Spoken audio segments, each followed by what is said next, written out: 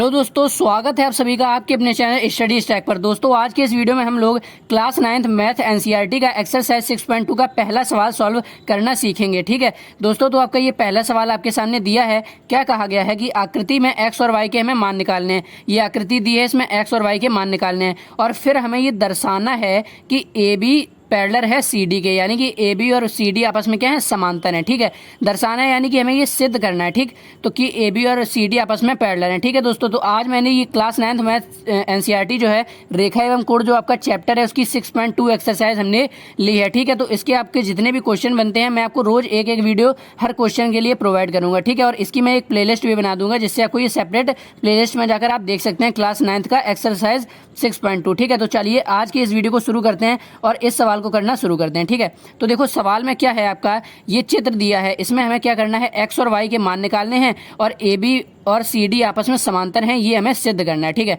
तो चलिए सबसे पहले ये जो रेखा है इसको भी एक नाम दे देते हैं। सवाल में इतना ही दिया है तो यहाँ मान लो आप इसको कुछ नाम दे दो, इसको यहाँ एक्स नाम दे दो और यहाँ पर ये क्या है, वाई नाम दे दो। ठीक है, और ये जहाँ पर ये बिंदु जहाँ ये काट रहे हैं ना ये, तो इनको भी कुछ नाम दे दो। अब मान लो यहाँ इसको नाम दे दो आप पी, इस वाले बिंदु को। ठीक है, और इसको नाम दे दो आप क्यू, तो आपको थोड़ी सरलता रहेगी। ठीक है, सवाल सॉल्व करने में। तो चलिए अब हम सवाल सॉल्व करते हैं।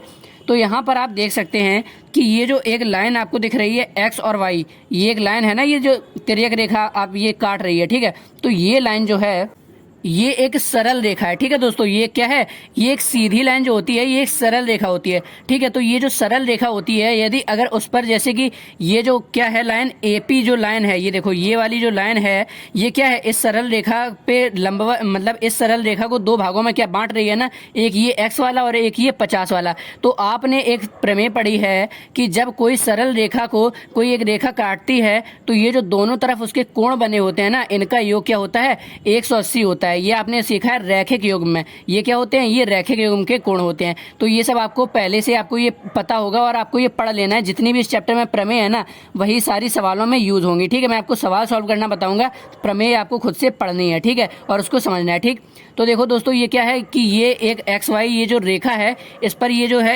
एपी ये वाली जो लाइन है ये क्या है, ये इसको दो भागों में इधर बांट रही है। ठीक है, तो ये जो दो भागों में बांट रही है तो अब ये क्या है हमारा, ये 50 है और ये एक्स है। तो क्या 50 और x का जो योग होगा यानी कि जोड़ होगा वो 180 होगा, बिल्कुल होगा, रैखिक योग में आपने ये पढ़ा है। ठीक है, तो अब यहाँ पर हम लिख सकते हैं कि देखिए क्या दिया है कि एंगल ए पी एक्स क्या है, angle A P x plus angle कौन सा हो जाएगा यहाँ पर, A P Q, A P और क्यू, तो angle A P x plus angle क्या हो जाएगा, ए पी क्यू, मतलब ये वाला एंगल क्या है, एंगल ए पी क्यू। ये किसके बराबर होगा, ये बराबर होगा 180 के। किससे होगा भैया, रैखिक युग्म से होगा, रैखिक युग्म। आपको यहाँ ब्रैकेट में लिख देना है। इसका कारण क्यों होगा, क्योंकि रैखिक युग्म के ये दोनों क्या हैं, कोण हैं। तो रैखिक युग्म का रूल क्या होता है कि जो रैखिक युग्म के जो कोण होते हैं ना उनका जोड़ क्या होता है, 180 डिग्री होता है। तो अब देखो भैया ए पी एक्स क्या हो जाएगा, A P x, A P x, तो ये इसका मान क्या दिया है, हमें 50 डिग्री मान दिया है। तो ए पी एक्स की जगह आप क्या लिख लेंगे, 50 डिग्री लिख लेंगे और plus angle A P Q का मान क्या दिया है, एक्स दिया है। ठीक है, ये हमें निकालना है तो यहाँ लिख देंगे प्लस का एक्स और बराबर में क्या है, 180 है तो इसको ऐसे ही लिख देंगे। अब हमें एक्स का मान निकालना है तो एक्स को इधर रखेंगे ना और इसके बाद 180 डिग्री को ऐसा ही लिखेंगे और ये जो क्या है यहाँ पर आपका 50 डिग्री है इसका इधर पक्षांतर कर देंगे। तो अभी ये जो 50 है यहाँ प्लस में है तो जब इधर आएगा तो किस में आ जाएगा, ये माइनस में 50 डिग्री आ जाएगा। ठीक है, तो एक्स का मान आपका क्या आ जाएगा, 180 में से 50 जाएगा, आपका कितना बचेगा भैया, 130 डिग्री बचेगा। ये आपका किसका मान आ गया, ये आपका आ गया एक्स का मान। ठीक है दोस्तों, अब ये हमारा क्या आ गया, एक्स का मान। अब देखो वाई का मान निकालना तो बहुत ही सरल है। अब देखो आपने पढ़ा होगा कि जब दो रेखाएं आपस में प्रतिच्छेदित करती हैं यानी किसी बिंदु पर काटती हैं तो जो उनके शीर्षाभिमुख कोण होते हैं, शीर्षाभिमुख कोण यानी कि आमने सामने वाले, जैसे कि ये दो रेखाएं हैं ये आपस में काट रही हैं। ठीक है, इस बिंदु पर काट रही हैं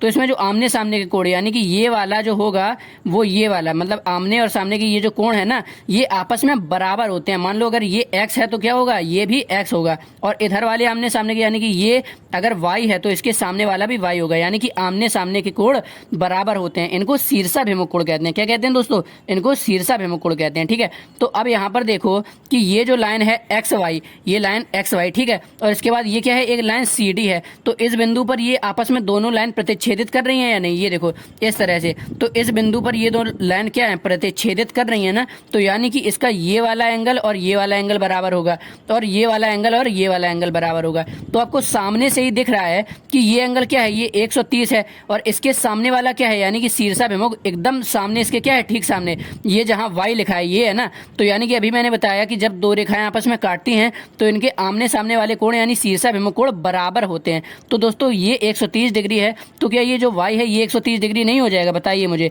तो ये 130 डिग्री है तो ये भी 130 डिग्री हो जाएगा।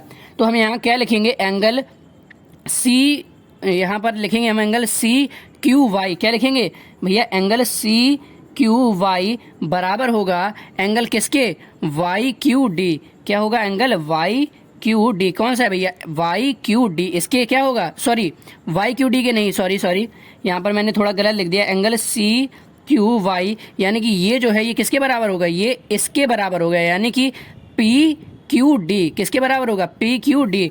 एंगल बराबर होगा एंगल पी क्यू डी। तो ठीक है भैया, सी क्यू वाई क्या है, सी क्यू वाई हमारा क्या है 130 डिग्री है, यहाँ लिखेंगे 130 डिग्री बराबर पी क्यू डी क्या है हमारा, वाई है। तो ये हमारा क्या आ गया, y का मान आ नहीं गया भैया, y बराबर 130 डिग्री, या आप इसको ऐसे भी लिख सकते हैं y बराबर 130 डिग्री।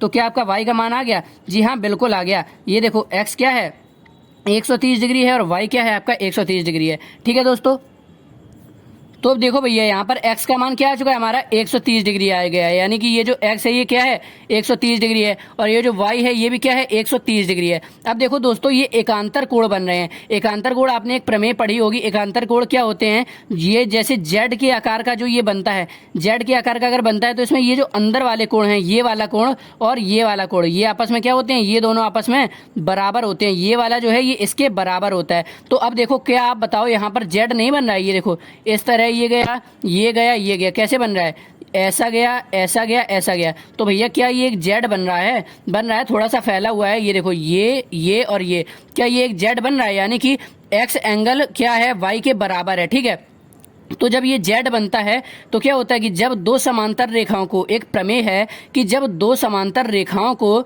एक तिर्यक रेखा यानी कि एक्स वाई रेखा काटती है तो क्या है कि उनके जो एकांतर कोण होते हैं वो बराबर होते हैं। तो अब भैया हमें तो नहीं पता कि ए बी और सी डी ये दोनों आपस में मतलब समांतर हैं या नहीं है, लेकिन इनके क्या हैं तिर्यक, ये जो इनके एकांतर कोण हैं 130 डिग्री, यानी एकांतर कोण क्या होगा इसमें, ये वाला और ये वाला। तो एकांतर कोण एक्स और वाई ये आपस में क्या है बराबर आ गए हैं ना। तो प्रमेय क्या होती है कि बराबर तो तभी होंगे ना जब दोनों रेखाएं क्या होंगी, समांतर होंगी। तो भैया हमने यहाँ से निकाल लिया कि एक्स का मान क्या था 130 डिग्री था और वाई का मान क्या था, इसका भी मान 130 डिग्री था, यानी कि और ये क्या बना रहे थे, ये एकांतर कोण बना रहे थे ना, ये और ये जेड के आकार का बन रहा है ना, तो एकांतर कोण बना रहे थे ना। तो ये भी 130 डिग्री और ये भी 130 डिग्री। तो जब भैया एकांतर कोण बराबर हैं तो आपकी ये जो दोनों रेखाएं हैं ये आपस में समांतर होंगी कि नहीं होंगी, होंगी, क्योंकि प्रमेय क्या होती है कि अगर समांतर हैं तो ही एकांतर कोण बराबर होंगे। अगर दोनों रेखाएं समांतर हैं तो ही इनके ये जो एकांतर कोण हैं ये बराबर होंगे, लेकिन हमें नहीं पता कि समांतर हैं या नहीं है। ठीक है, लेकिन हमने क्या किया, देखा कि एकांतर कोण तो बराबर है ना, तो यदि एकांतर कोण बराबर हैं तो ये क्या होंगी, समांतर होंगी। तो हम यहाँ लिख देंगे कि भैया यहाँ पर ये जो x है ये कितना आ गया, x आ गया 130 डिग्री और y कितना आ गया, y भी 130 डिग्री आ गया। और हम यहाँ लिख देंगे चूंकि एंगल x जो है, एंगल x बराबर है एंगल y के, किससे, एकांतर कोण से। भैया किससे है, एकांतर कोण से। तो जब ये दोनों बराबर हैं तो यानी कि हमारा ये ऑलरेडी सिद्ध हो चुका है कि ये जो ए बी है ये पैरेलल है किसके भैया, सी डी के। आपको इस तरह कर देना और यहाँ आप लिख देंगे इति सिद्धम। ठीक है, इति सिद्धम। एक्स वाई के मान पूछे थे वो भी आपको पता चल गए हैं, 130 डिग्री और 130 डिग्री है, और एंगल एक्स और वाई बराबर है, क्यों है, क्योंकि एकांतर कोण है।